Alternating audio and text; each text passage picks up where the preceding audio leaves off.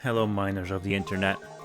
It's miners with an E. Oh, come on, man. Anyways, my name is Jack, and who are you? I am Steve. This is Steve, the protagonist of this run. He's a miner with an E. He firmly believes that his mining experience can land him in the position of Elden Lord. So, let's see whether he can succeed in his task. But before we unleash Steve upon this world, let's set up some basic rules so we're on the same page here. The only damage comes from the two mining sorceries, being Shatter Earth and the Rock Blaster.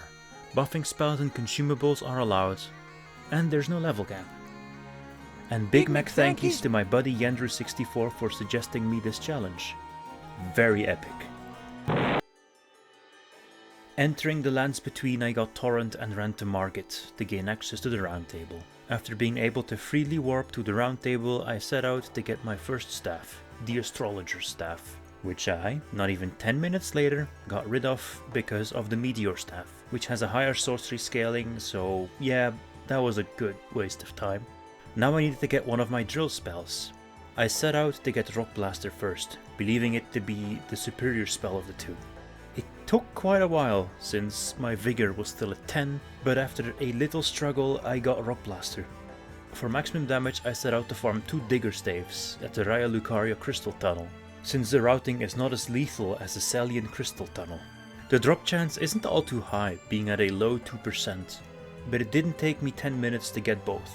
They're passive effects that buffs mining spells stack, hence I got 2 of them. Having found both staves, I made a friendly night-night drop off a cliff for some easy runes. Still being in K-Lit, I set out to also get both of the Dectus medallion pieces, but I didn't use the medallion yet. I wanted to beat the 2 shard bearers before using the Grand Lift of Dectus, since I'm not going to beat Rykard with the butt of my staff anytime. This leaves only 4 other shard bearers, them being Godric the Golden, Queen Renala, Starscourge Radahn, and Mohg, Lord of Blood. I mainly set out to beat Godric and Renala, but after seeing Renala and her solid magic resistance, I went for Godric and Radahn instead. With this plan in mind, I set out to Stormvale and faced Margit, but before that I upgraded my main staff to plus 13. Since I didn't have a ton of FP yet, I decided to use Shatter Earth for this fight, since it costs 10 FP per cast. Margit went down extremely fast, honestly surprised with the performance of the worst spell of the two.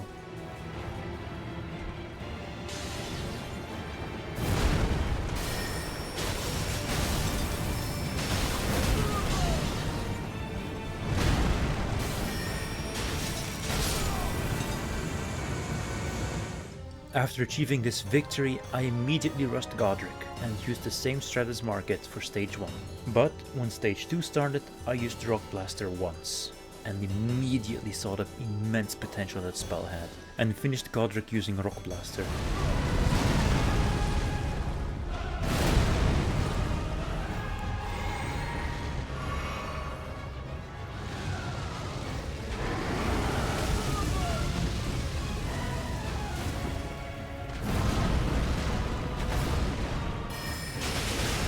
Having beaten Godric, I set out to get the Magic Shrouding tier and the Intelligence tier. Terra Magica is also a spell I was looking for. After finding both tiers, I started to hunt for some talismans to pump up my damage numbers. I set out to Raya Lucaria for both the Graven Skull talisman for a damage boost and the Radahn icon for more speedier spell casts. Ah yes, the average intelligence user. I beat the dog so I could get the Radahn icon and set out to Caria Manor so I could start Rani's quest. Or more like this dude, sell a fish or something. He has an amazing talisman, the Magic Scorpion Charm, and I need it. I also triggered the Radahn Festival by continuing Blythe's quest. Since the Radahn Festival has been activated, I decided to join the festivities. The fight with Radahn was done with summons. Honestly, I believe the fight is more fun that way. Even though I did use the summons, the fight was quite challenging, considering the summons give him some extra HP.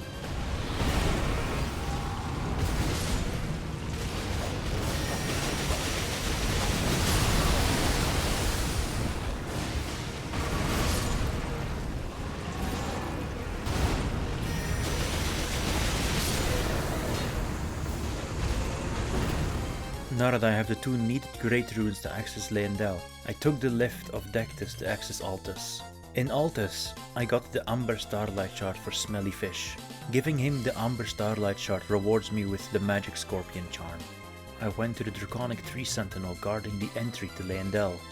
It killed me over and over and over again, so I resorted to committing numerous war crimes to the Albinaurics for some runes. I farmed and got my intelligence to level 50, returned to the Draconic Tree Sentinel, and wowee did I do tons of damage. After getting into Leyndell, I immediately rushed Godfrey, and he went down really fast.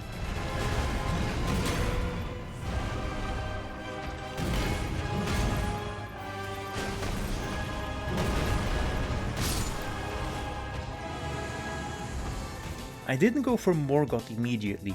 Instead, I got the Lusat staff and wanted to see if it was worth using. It wasn't really worth it.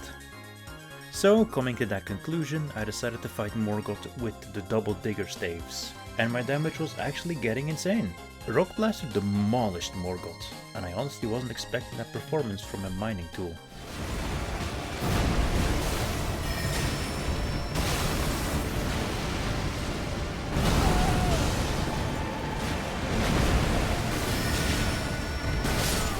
With Morgott's defeat, Melina joins me once more, and together we trek to the mountaintops of the giants to use the giant soup bowl. Shabriri got a dental checkup and I got the last sacred tears to max out my healing flasks. After all that, I made my way to the fire giant.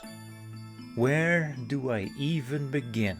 To keep it relatively short, he got destroyed, and my staff isn't even maxed, it's just at plus 16. This is starting to get ridiculous.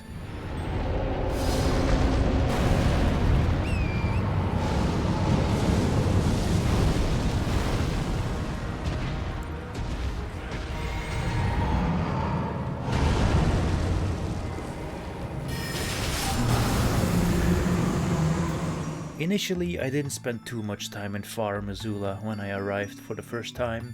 I wanted to max out my staff. There's barely enough smithing stones to max out my weapon before the Godskin duel. You might think I'd fight the Godskin duel now, but at this moment I decided to go to the consecrated snowfields for the Gravenmask talisman. This stacks with the Graven School talisman, so I can get a 12% magic damage boost in total when equipping both. This means I need to beat Niall though. I thought Niall would be kind of hard due to his summons. My fears weren't founded though. His summons posed no threat to the Steve. They were a mere distraction from the main event.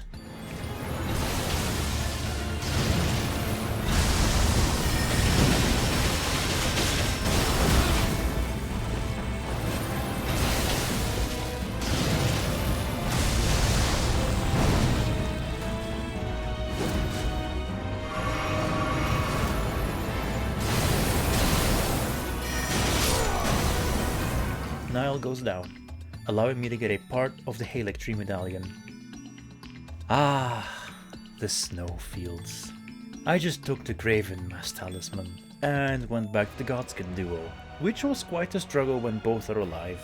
And if they try to revive their buddy, well, are they in for a treat. The fight wasn't hard.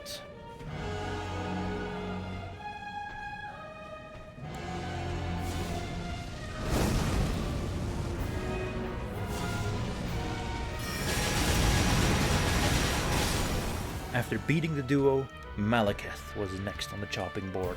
I really thought the Iron Jar would be needed here, but I don't have much reach with my magic, so it wasn't really doing pretty well. The hard part was getting through the Beast Clergyman. Malekith isn't that much of a problem, but I always tend to struggle against Beast Clergyman, and eventually Malekith dies.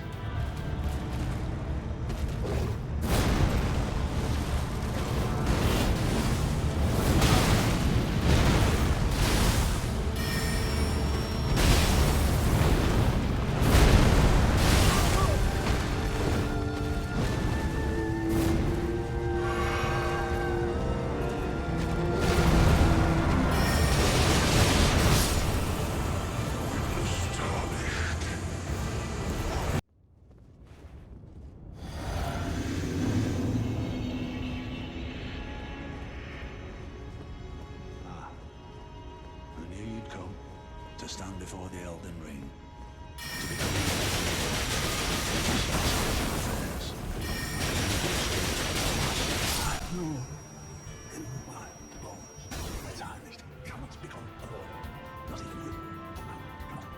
Gideon dropped his staff hammer thing, and since its skill is a buff, I made use of its skill for the additional magic damage I deal to enemies. So Godfrey is next. And like most runs, he was the most fun to fight. I really love fighting Godfrey.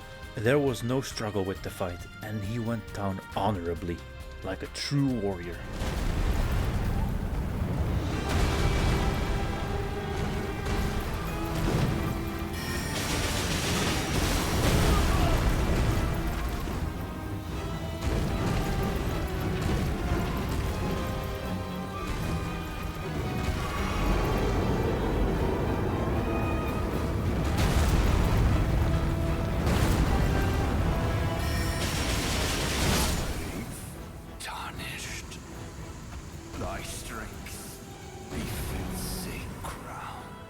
Usually I try to kind of explain how or what I did with the final boss, but the has gotten this strong that I just walk towards anything and they just die.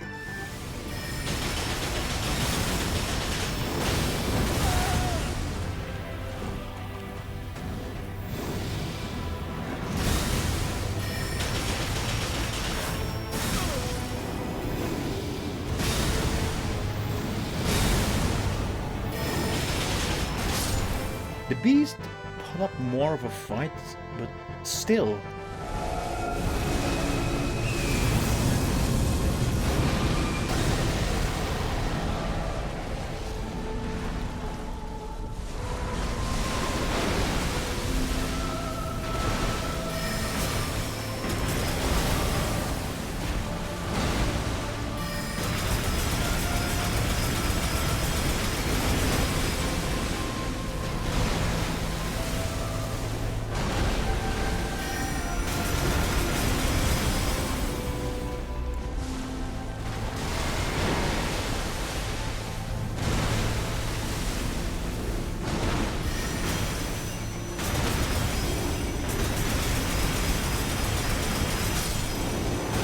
So, yeah, Shattered Earth is really good.